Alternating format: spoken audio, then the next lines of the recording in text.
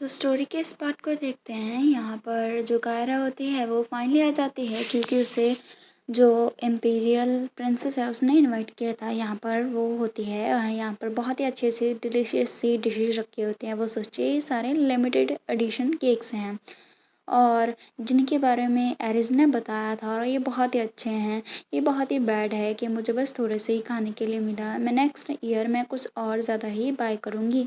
यहाँ पर वो उस चीज़ों के बारे में सोच रही होती है। यहाँ पर बाकी की लड़कियाँ भी होती हैं। तभी यहाँ पर ना पीछे से प्रिंसेस आके पूछती है कि क्या ये तुम्हें पसंद आया।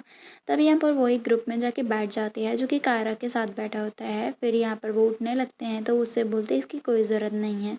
फिर वो उससे थैंक यू बोलते हैं पिकनिक में आने के लिए। यहाँ पर वो उससे बोलती है कि मैं ना ऐसे गैदरिंग होल्ड करना चाहती थी हंटिंग टूर्नामेंट से पहले। आई होप तुम लोग इंजॉय कर रहे होगे।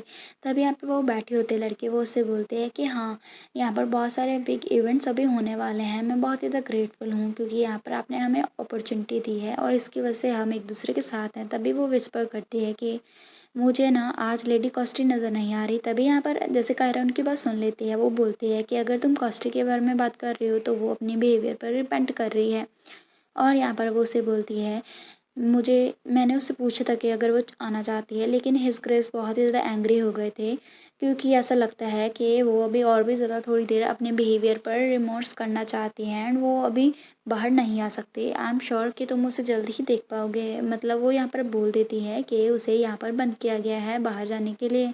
तभी वो लड़कियाँ सुन लेती हैं। वो सोचती हैं कि आखिर उसने किया क्या है जिसकी वजह से उसे ऐसे बंद रहना पड़ रहा है। तभी वो दूसरी लड़की उससे बोलती है जो इम्पीरियल गार्डन है वो उसमें सबसे ज़्यादा ब्यूटीफुल रोजेज़ हैं। तो इम्पीरियल प्रिंसेस बताते हैं कि हाँ क्योंकि रेड रोजेज़ इम्पीरियल फैमिली को सिम्बलाइज़ करते हैं तो यहाँ पर हमेशा से वो उसकी प्रायोरिटी रहती है।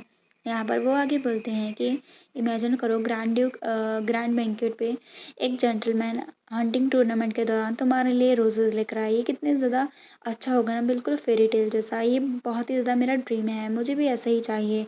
तभी यहाँ पर ना एक लड़की ना कायरा को देखती है एक आँख से और उससे बोलते हैं माय अपॉलोजाइज, ये ज़रूर से आपके लिए चाइल्डिश टॉक होगी। वो उससे बोलते हैं नहीं ये मेरा भी ड्रीम है ऐसे किसी के प्यार में पड़ना। उसकी बात सुन के वो ना खुश हो जाती हैं और उससे बातचीत करना स्टार्ट कर देते हैं। वो उससे बोलते हैं कि हाँ हमने सुना था कि आप विथड्रॉयल के लिए प्रोसेस को देख रही हैं, है ना लेडी कायरा। फिर वो सोचती है हाँ मैं तो भूल ही गई मैंने रूमर्स स्टार्ट किए थे क्योंकि उसने बाहर जाने के लिए ये रूमर स्टार्ट किया था कि वो किसी को डेट करना चाहती है। तभी हेस्टेट करते हुए दूसरी लड़की बोलती है एक्चुअली में ना मैंने तुम्हें एक जेंटलमैन के साथ फेस्टिवल में देखा था लेडीशिप। क्या आपका वो रोमांटिक पार्टनर था। तभी वो यहाँ पर फ्लिंच हो जाती है। वो बोलते हैं क्या। यहाँ पर दूसरी लड़की जो है उसकी बात सुन के वो उससे बोलते हैं कि नहीं नहीं वो तो वाइस कैप्टन था पारवस नाइट्स का। वो उससे बोलते हैं अ नाइट, वो तो बहुत ही ज़्यादा अच्छी बात है। नो वंडर वो मुझे उससे ग्रेस और यहाँ पर बहुत ही ज़्यादा डिस्टेंस सा फील हुआ था, लेकिन वो काफ़ी ज़्यादा हैंडसम था। तभी यहाँ पर वो दूसरी लड़की बोलती है कि प्लीज़ मुझे भी और ज़्यादा बताओ ना।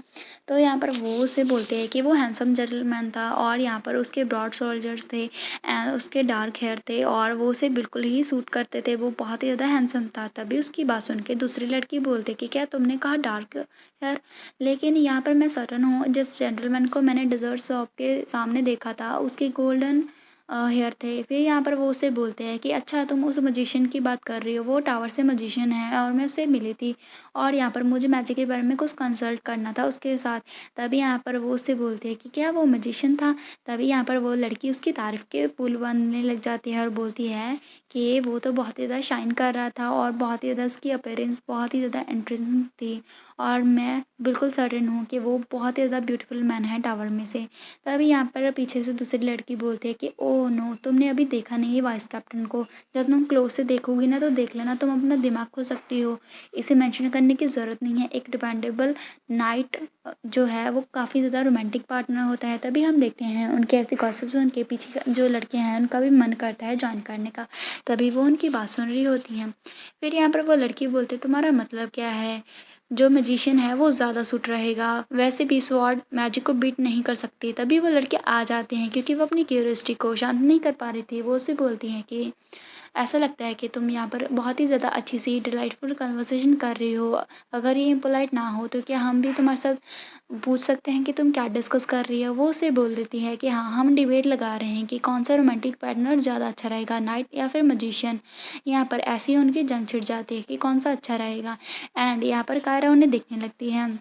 यहाँ पर वो दोनों ही बोलते हैं कि जो एक नाइट है वो मैजिशियन की तरह नहीं हो सकता। मैजिशियन हमारे लिए हमें स्पेस में भी लेके जा सकता है। एंड यहाँ पर वो उसे बोलते हैं कि तुम्हें नहीं लगता मैजिशियन ज़्यादा अच्छे होते हैं? एंड ऐसे ही यहाँ पर कायरा सोचती है ये कैसे हुआ। यहाँ पर ना वो आगे उनके बीच में कंपटीशन स्टार्ट हो जाता है। एंड यहाँ पर ना उसकी बात सुन के कि जो मैजिशियन है वो आपको स्काई के ऊपर ऐसे लेके जा सकता है। यहाँ पर वो स्काई के अंदर वॉक कर सकते हैं। वो सोचती है कि हमने ऑलरेडी वो कर लिया है। यहाँ पर वो उससे बोलते हैं कि इमेजिन एक नाइट जो कि लॉयल्टी प्लेज करो एक वूमन से। एंड यहाँ पर तुम सोचो ये कितना रोमांटिक होगा। तो फिर वो सोचती है ये भी हो चुका है, मतलब दोनों ने उन्हें ऐसा कर लिया है। तभी वो पूछती हैं कि क्या आपको किसी में इंटरेस्ट आया? तभी वो उससे देखती है। एंड यहाँ पर वो उससे पूछने लग जाती हैं कि आप किससे मैरिज करेंगी अगर आपको करना हो? फिर वो ब्लश करने लग जाते हैं और बोलते हैं मैरिज। फिर वो सोचती हैं उन दोनों में से एक। एंड कुछ ऐसा सीन वो इमेजिन करने लग जाती हैं। एंड यहाँ पर तभी वो कुछ सोच नहीं पाती। फिर यहाँ पर ना वो तो उसे पूरी ध्यान से देख रही होती हैं, उसके आंसर का वेट कर रही हैं। एंड यहाँ पर वो उसे आंसर नहीं दे पाती हैं। तभी यहाँ पर वो उसे बोल देती है कि मुझे नहीं पता। एंड वो ब्लश कर रही होती है। उसके ऐसे एक्सप्रेशन को देख के वो सोचती हैं ये कितनी क्यूट लग रही है। तभी जो प्रिंसेस होती है वो भी उसे इस तरह से देखती है।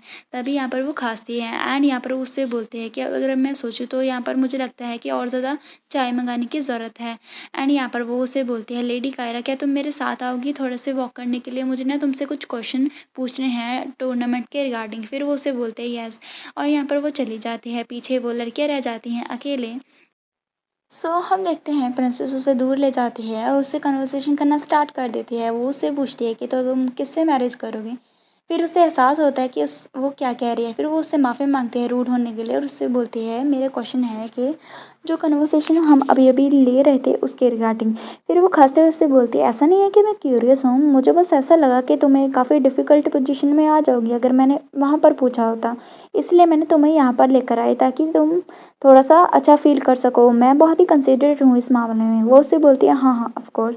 फिर वो उससे बोलती है कि तुमने कहा था कि तुम डेब्यू करने जा रही हो अपनी सोसाइटी में ताकि तुम अपने जो बेथरॉयल पार्टनर है मतलब कि अपने लिए पार्टनर वो ढूँढ सको। फिर वो उससे बोलती है हाँ। फिर वो उससे बोलती है लेकिन जो हमारी कन्वर्सेशन थी ऐसा लगता है कि उसमें बहुत सारे मेंस अभी अटैच्ड हैं तो तुमने डिनाई क्यों किया? क्या सच में विथड्रॉयल के लिए तुमने ऐसा किया या फिर कोई और रीज़न था? यहाँ पर वो उससे पूछने लग जाती है। फिर वो स्टन रह जाती है। वो सोचती है कि अभी क्या करूँ? क्या मैं उसे सच बता दूँ? तभी वो चुप हो जाती है। तभी यहाँ पर प्रिंसेस उसे बोलती है कि क्या ये डिफ़िकल्ट है तुम्हें बोलना मेरे लिए भी? फिर वो उसे बोलती है कि मुझे लगा था कि हम क्लोज़ हो चुके हैं। फिर यहाँ पर वो उसे देखने लगती है और उससे बोलती है क्या? यहाँ पर फिर वो उससे बोलती है ये ट्रू है ना? पास्ट में हमारी इंस्ट्रक्शन थी जो वो लिमिटेड थी। एंड जो ओकेजनल थे वो भी फॉर्मल होते थे। एंड यहाँ पर मुझे लगता है कि जो हमारी कन्वर्सेशन है अभी काफ़ी ज़्यादा अच्छी हो रही है। एंड जब भी हम पहले कन्वर्सेशन किया करते थे मुझे हमेशा से लगता था जैसे तुम मुझे नीची नज़रों से देखते हो, लेकिन वो तो मिसअंडरस्टैंडिंग थी। और अभी मुझे ऐसा फ़ील हो रहा है कि मैं तुमसे और भी ज़्यादा कंफर्टेबल फ़ील करने लगी हूँ पहले से ज़्यादा। फिर वो उसे देखती ही रह जाती है। फिर वो उससे बोलती है कि क्या तुम्हें भी सेम फ़ील नहीं होता? मतलब क्या तुम भी मुझे क्लोज़ फ्रेंड की तरह नहीं देखती? क्या ये सिर्फ़ मैं ही हूँ? फिर यहाँ पर वो उससे बोलती है योर हाइनेस। यहाँ पर फिर वो क्लंच कर लेती है और यहाँ पर उसे सच बता देती है। यहाँ पर वो उसे बता देती है कि तुमने झूठ बोला कि तुम ऐसे शादी के लिए लड़का ढूंढ रही हो, है ना? यहाँ पर ये सुन के वो चौंक जाती है एंड उससे कन्फ्रंट करती है। वो उससे बोलती है हाँ, मैं पार्टीज़ को अटेंड करना चाहती थी और फ्रेंड्स बनाना चाहती थी दूसरी यंग लेडीज़ की तरह। लेकिन यहाँ पर उसके लिए मुझे रीज़न चाहिए था हिज ग्रेस को मतलब उसके डैड को कन्विंस करने के लिए। फिर वो उससे बोलती है तुमने कभी भी मुझे सरप्राइज़ करने में फ़ेल नहीं दिखाया लेडी कायरा। फिर वो सोचती है कैसे उसकी रेपुटेशन गोल्ड की तरह बन गई। बिल्कुल भी नहीं, ये तो बहुत ही ज़्यादा क्यूट लड़की है। प्रिंसेस ऐसा सोच रही होती है। फिर वो उससे बोलते हैं लेकिन हमारे कन्वर्सेशन थे मुझे तो कंप्लीट ऐसा लग रहा था कि तुम्हारा रोमांस में काफ़ी ज़्यादा इंटरेस्ट है। फिर वो उससे बोलती है आप कहना क्या चाहती हैं? फिर वो उससे बोलती है कि मैंने देखा था कि तुम फ्रीज हो गई थी जब मैरिज की टॉक वहाँ पर बिगिन हुई और वो आके उससे बोलते हैं कि तुम मुझसे हाइड तो नहीं करने वाली है ना। यहाँ पर फिर वो उसकी घूर के देखती है, फिर वो उससे बता देती है कि ऑनेस्टली मुझे श्योर नहीं है। फिर वो उससे पूछती है तुम्हारा मतलब क्या है। वो उससे बोलती है मैरिज का मतलब है उस पर्सन के साथ अपनी जो लाइफ है पूरी स्पेंड करना। बट मैंने कभी किसी के बारे में ऐसा नहीं सोचा, उन दोनों के बारे में कभी नहीं सोचा, इसलिए मैं सरप्राइज़ हो गई थी मोमेंट के लिए। फिर वो उससे बोलती है अच्छा, तो तुम कहना चाहती हो उनमें से किसी ने भी तुम्हारे हार्ट को ऐसे रेस करने पर मजबूर नहीं किया। और ये सुन के वो ब्लश करने लग जाती है। फिर वो उससे बोलती है देखो तुम्हारा फेस रेड हो रहा है, मतलब मुझे मेरा आंसर मिल गया। वो उससे बोलती है योर हाइनेस प्लीज़ मुझे टीज़ मत करो। फिर वो उससे बोलती है मैं तुमसे सच में कभी कभी जेलस फील हो जाती हूँ। फिर वो उससे बोलती है तुम्हारा मतलब क्या है। फिर वो बोलती है एज अ प्रिंसेस, जो एम्पायर की प्रिंसेस होने के नाते जो मेरी मैरिज है वो नेशनल अफेयर है, ये कुछ ऐसी चीज़ नहीं है जो मैं खुद से डिसाइड करूँगी। तो यहाँ पर लेकिन तुम दूसरी तरफ तुम अपना डिसीजन खुद से ले सकती हो फ्रीली, इसलिए मैं चाहती हूँ कि तुम अपनी पूरी की पूरी लाइफ को अपने हार्ट कंटेंट तक एंजॉय करो और अपनी अच्छे से जो भी तुम्हारी फीलिंग्स हैं, जो भी तुम करना चाहते हो वो करो। यहाँ पर हमारा सीन कट होता है। सो नेक्स्ट चैप्टर में देखते हैं, यहाँ पर हम जेक को देखते हैं जो कि बोलती है मेरी सिस्टर काफ़ी ज़्यादा वियर्ड एक्ट कर रही है। और वो काफ़ी अनहैप्पी होता है इस चीज़ के बारे में। फिर वो सोचते हैं नहीं नहीं वो मेरी सिस्टर है, वो वियर्ड कैसे हो सकती है।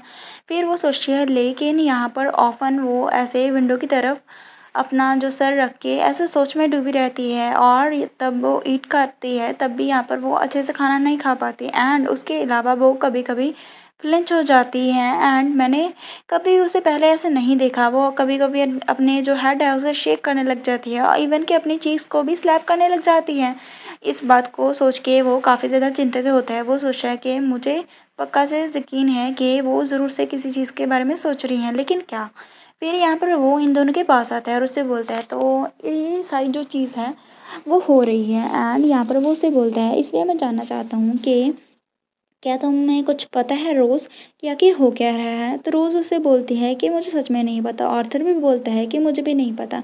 तभी रोज़ उससे बोलते हैं लेकिन हाँ लेडीशिप थोड़ी सी डिफरेंस ज़रूर लग रही है इन दिनों के दौरान। फिर वो उससे बोलते हैं कि क्या कुछ सच में ऐसा हो सकता है कि उन्हें कोई बात सता रही हो। तभी यहाँ पर वो उससे बोलता है कि इवन कि तुम्हें भी रीज़न नहीं पता रोज़। तभी वो सच में परेशान हो जाता है, ऐसी कौन सी सीरियस प्रॉब्लम आ गई कि उसके क्लोज एड यानी कि रोज़ को भी नहीं पता है। यहाँ पर फिर वो उससे बोलते हैं कि नहीं मुझे पता है वो इस तरह से नहीं हो सकती हैं, लेकिन फिर भी मुझे ना कुछ करना पड़ेगा। फिर वो रोज़ और उन दोनों का हाथ पकड़ के उससे बोलते हैं तुम दोनों मेरी सिस्टर को वॉच करो, उसके हर मोमेंट को, और पता करो कि आखिर हो क्या रहा है। फिर वो उसे ओके बोल देते हैं। तो यहाँ पर हमारा जो ये वाला सीन है वो कट होता है।